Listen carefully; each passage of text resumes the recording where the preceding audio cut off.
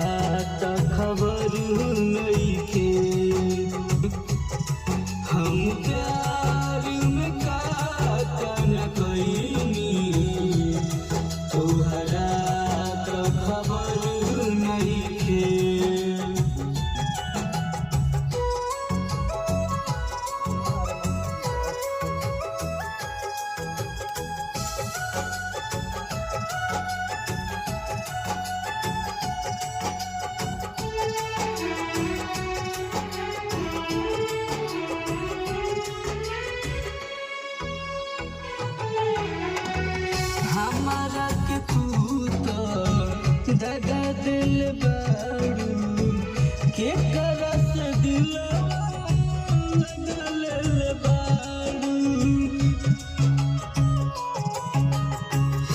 जान से ज्यादा चाहिए तोहके हमके पराया बना दिल बारू हमके पराया बना दिल बारू।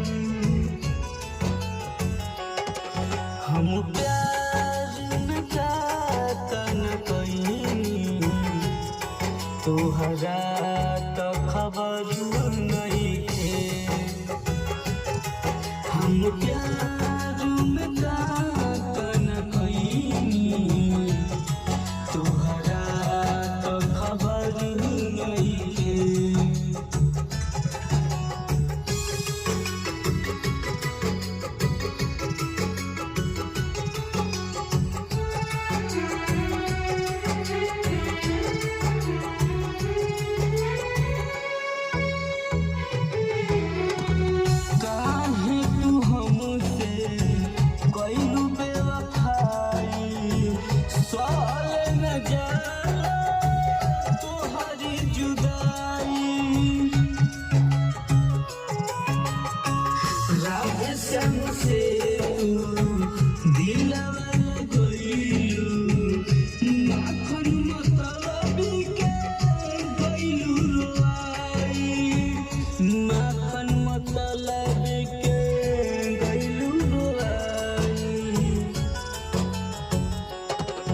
हम प्यार में न कहीं